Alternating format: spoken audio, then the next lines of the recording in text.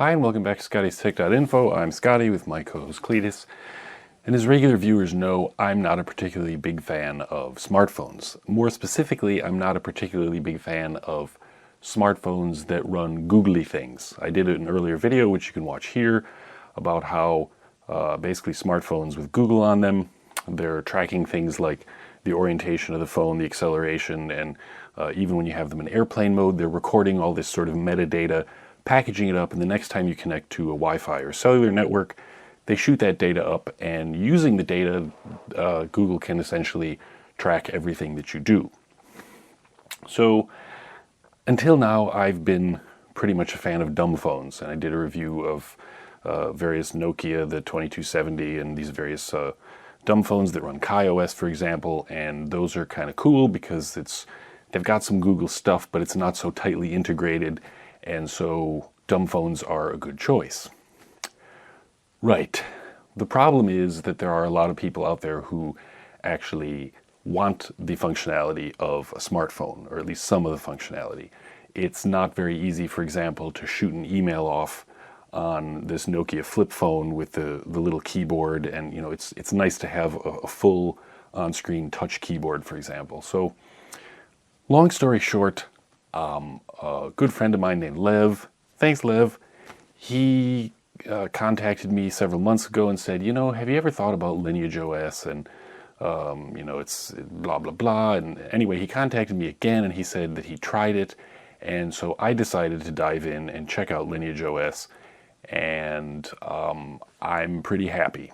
But let me rewind here for a minute, because first of all, we have to understand, when we always say, well, I don't want a smartphone or a dumb phone that runs Android.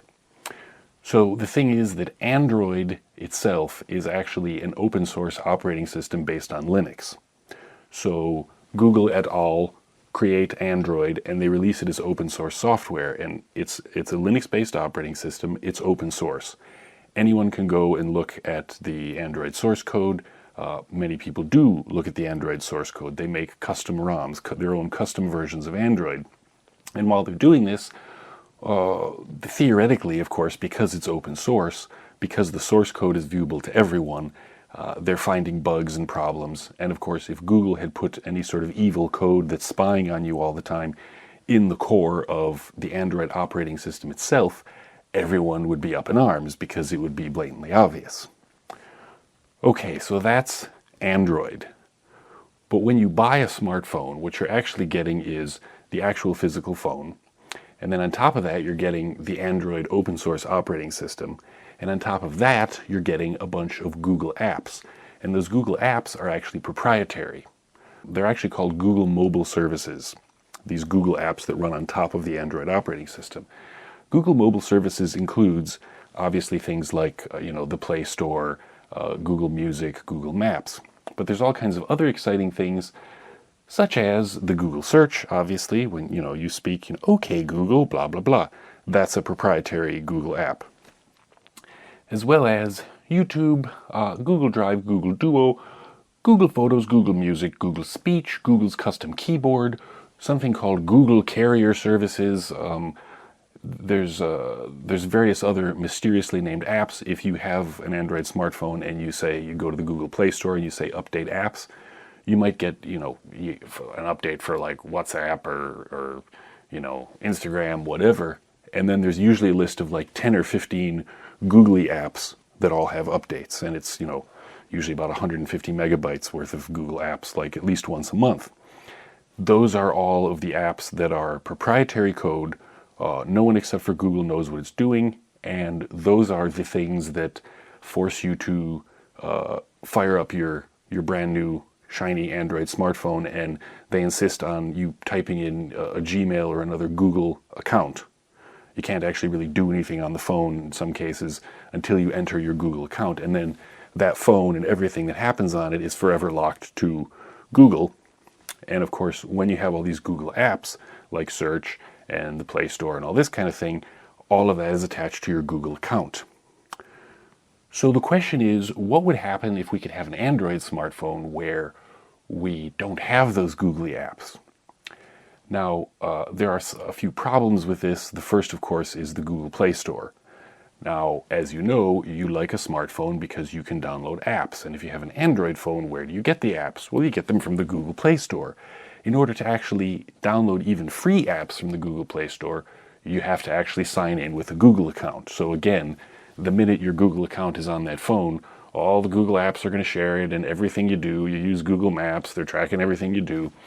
And of course, there's this extra data that it's packing up and shipping off to Google. So the biggest problem for most people is, well, if I don't have a Googley smartphone, then I don't have the Play Store, which means how do I install apps? So the answer to that is actually you sideload apps, and there are various ways to do this. I think you can search, you can Google it. You can Yandex it, DuckDuckGo it, whatever. And you can search on the internet, and you can find that I think you can use Chrome to load, if you have Chrome running on a phone, you can use that to install APK files, Android app files. You can sideload them also using ADB, which I'll talk about in a minute. There's various ways where you can install from unknown sources, and of course you get all kinds of warnings on the phone, and it tells you, oh my god, everything's about to burst into flames, and your phone's going to explode, and hackers are going to get in, and that sort of thing. Because of course Google wants to push you towards their whole ecosystem. If they get you to log in once, then they're happy, because then they track everything you do, right? Okay, so what do we do if we want a smartphone and we want smartphone functionality, but we don't want the Google? Well, as I mentioned, my friend Lev, he tested LineageOS. Now, LineageOS is it's open source, it's a custom version of Android, and LineageOS is formerly Cyanogenmod. Cyanogenmod, which is probably the craziest name for an operating system I've ever heard. They could have called it like Cyanogenmodomatica Pro Platinum Plus or something like, right? The new name is LineageOS, which is a much better name. And it's based on the open source version of Android 9 specifically.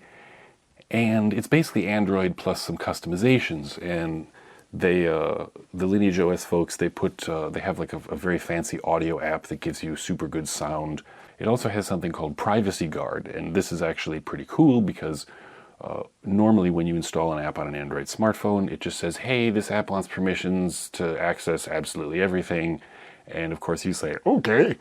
And with LineageOS and Privacy Guard, it's constantly popping up and saying, whoa, okay, this app wants access to this.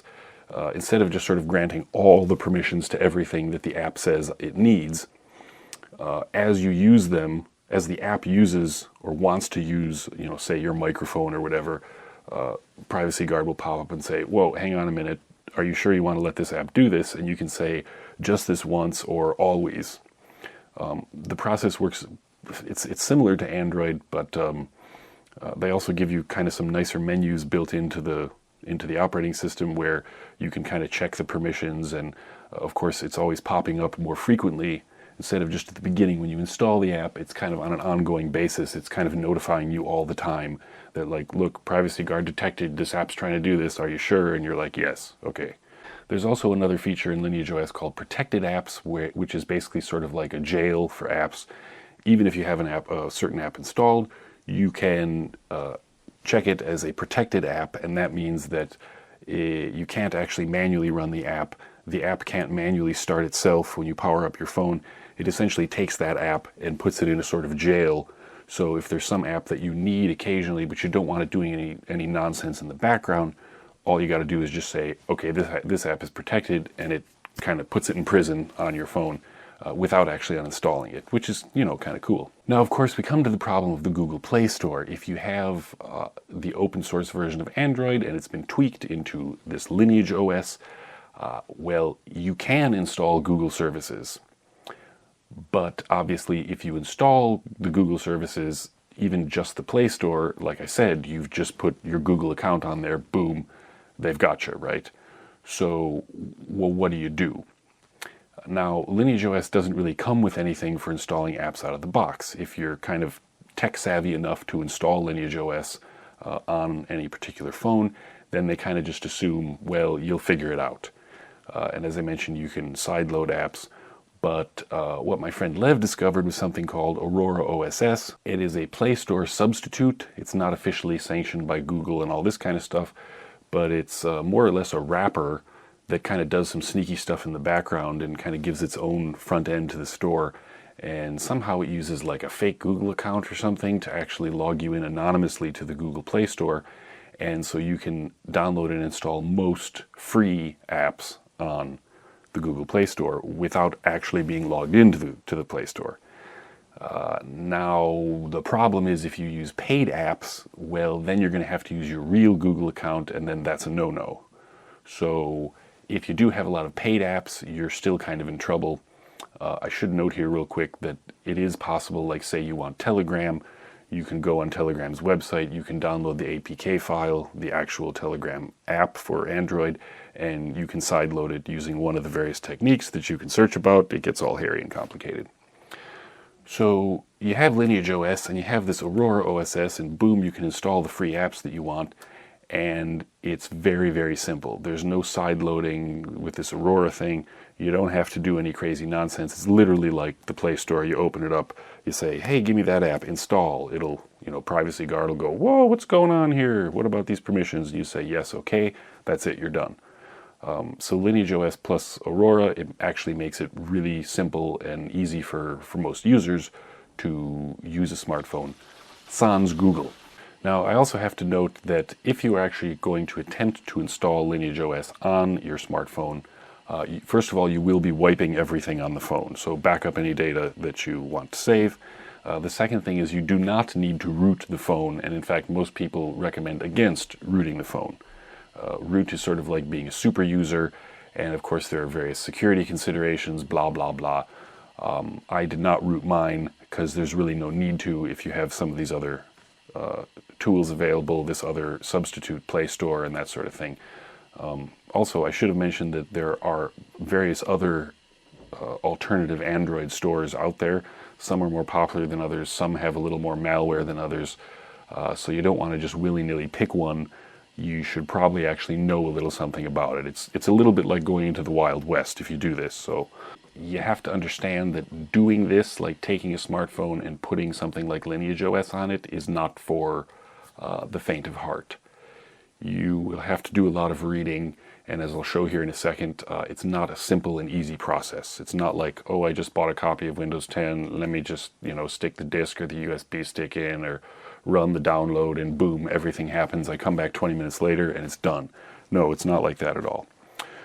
So let's go take a look at the LineageOS website, and here we have the download page. It's lineageos.org. There's not very much information on their website, so you can click to the download section, and here you have this very nice but kind of Spartan list of all the devices on the left, and changelog in the center column there. So all you're going to do is you're going to scroll down on the left to find the particular phone that you have, and in my case I have a, oh god, here we go, Xiaomi. Yeah, I think that was good Chinese, I'm not sure, but I have to do it really slowly. Anyway, that crazy that crazy name, and then the phone is a Mi 8. So you just click that, and in this case its secret code name is called Dipper. So you find your phone on the left, you click the model, and what you end up with is the LineageOS download, the say 4 most recent builds. And what you're going to want to do is click the zip file highlighted in the red box there, because that's the latest nightly version of LineageOS for my device in this case. So you click that and you download it, and then you also notice that there is a little link up above that called installation instructions, and you're going to want to click that, and that takes you to the fun. So here we have install LineageOS on Dipper, which is my specific device. Now they'll tell you the basic requirements, and then they get into a section called unlocking the bootloader. Now This is a little bit crazy because you have to unlock the bootloader. On every phone, the bootloader is locked, and that prevents anyone from doing any nonsense with it. So you have to unlock the bootloader in order to be able to flash LineageOS onto your phone. The process of unlocking the bootloader is specific to every make and model of device. So that's why this LineageOS installation instructions here, they're very handy. But as you can see, there are blue boxes and red boxes and tips and warnings and all this kind of stuff. And in fact, the bootloader unlocking instructions for my phone here were completely wrong. And I spent over an hour searching the internet trying to figure out exactly what the new process for unlocking the bootloader is. I finally found it and I unlocked it, but it got pretty hairy. So then after the bootloader is unlocked, you scroll down and you see this section, installing a custom recovery using fastboot. You're going to need to use ADB, the Android debug bridge. You're going to need to use fastboot, and these are some commands that you download. You also need USB debugging drivers, and you basically need to download some stuff. They provide all the links here. You need to do a little configuration, like, you know, include like a path in your environment, in your operating system, and then you download all this stuff. Then you take your smartphone, connect it with a USB cable, and then you use this ADB command and fastboot command to do some command line commando stuff, where you're going to actually then download. Usually you'd use something called TWRP, which is a custom recovery, which is essentially a chunk of code that you download and you temporarily flash it onto the phone. Sometimes permanently flash it onto the phone, and it allows you to, you know, press the volume up and power button simultaneously, and then it goes into the recovery. It boots from this recovery software, which then allows you to actually flash the LineageOS onto your phone. As I said, it's not something that like your grandma's going to do, because it's, you know, it's pretty hairy. But the instructions that they give you on the LineageOS website, they're actually pretty awesome. Nevertheless, you will run into some problems probably, and you're gonna have to just kind of, you know, buckle down and do some more web searches. There's the XDA Developers Forum is a really good resource, and you know, you're just gonna have to do some digging and probably swear a bit, and it's not really gonna be fun. But of course, eventually, you can actually get it installed.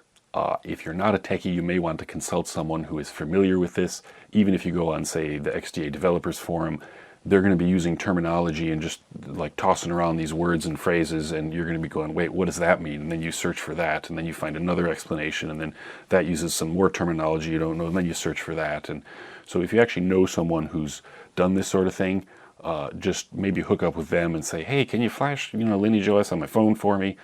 If you don't know what you're doing, you can actually brick the device, which means you can make a device that doesn't boot and doesn't work anymore. There are ways to save it, but then you need to actually know how to save it. So again, this is not something for the faint of heart, but it's still pretty cool. Sometimes you also need to, in addition to the custom recovery, you also need to update the vendor firmware, which is then another problem because, say, Samsung may not provide vendor firmware, but Xiaomi may actually provide it, except where is it? You have to find it, and like it gets really complicated. So, but in any case, if you actually manage or get your friend to manage to install LineageOS on your smartphone, this is what you're going to see. So here we have the home screen, or at least my home screen in LineageOS, and as you can see, I have various apps. I got a little notepad here. I've got my email. I have the Yandex browser, Chrome, Firefox. I have Yandex Maps here. This is another thing I wanted to mention. Like you say, oh, well, but you know, if I don't use Google Maps, then what am I going to use? Well, you can use the web version, or in my case, I just went for Yandex Maps. They're kind of like the Russian Google, and actually it's really, really good. I used it the other day, and I was like, this is exactly the same as Google. You don't have to be logged into various services like you do with Google for a lot of these things. Again, I have several browsers. You have your little built-in apps down here, you know, messaging, phone calls, contacts, browser, and camera. And then you can see here they come with a bunch of apps. There's this Audio FX app. I have a little antivirus thing installed. They give you the clock, camera, calendar, calculator, email, file browser, image gallery, pretty much everything you could want except for the googly things. For example, like Google Maps. So you just find a replacement from somebody else. You can use another open source mapping app, whatever you want to do. The interface is pretty much the same as, Android 9. There are certain extra features, and so this is Privacy Guard. So they give you the option here, like I have Aurora Store here. Well, what if I just want to, if I do that, Aurora Store is no longer monitored by Privacy Guard. If I tap again, if I go into the actual app, I can see the custom settings, which is very similar to stock Android. But as I mentioned earlier, with LineageOS and Privacy Guard, it's much more OCD about monitoring apps continuously and making sure that nothing bad is happening. When you're looking through the settings here, the thing is, it's going to look like normal Android, but there's going to be a whole lot of added stuff. And it's actually the added stuff, the added options and things where, I still haven't actually discovered all the custom tweaks that they did, but most of them are pretty nifty. Anyway, this is the Aurora Store. I seem to have lost my connection, so you can't really see the actual tiles with all the images of the apps, but if I had a connection, you'd see that it's basically like the Google Play Store, and the contents of this store are literally whatever's on the Google Play Store, so you can search for whatever and grab stuff. And so there you go. That's just a quick look at LineageOS. It's not so scary. It has some cool options. I should note that none of this is really illegal, but it's also not really fully supported. So if you do decide to flash LineageOS on your phone, use the Aurora Store, blah, blah, blah, this is not going to be officially supported by the company you bought the device from, the carrier you bought it from. It's not supported by Google. It's not supported, there is no, it's open source free software. So you're not really going to be, if something goes wrong or there's a problem, there's no tech helpline to call. But if you do actually want a smartphone, like on here, there's an email app. I didn't put any of my Gmail associated email accounts in, or rather Google related email accounts in, and so there you go. There's no way for this phone to be associated with Google. And of course, all of the Googley apps are not there, so I have replacements for them. So I essentially end up with an Android smartphone that is free from Google, which is pretty cool. So that's about it. I'll put some links down in the description, and for more techie tips, see ScottiesTech.Info. Thanks for watching. See you next time.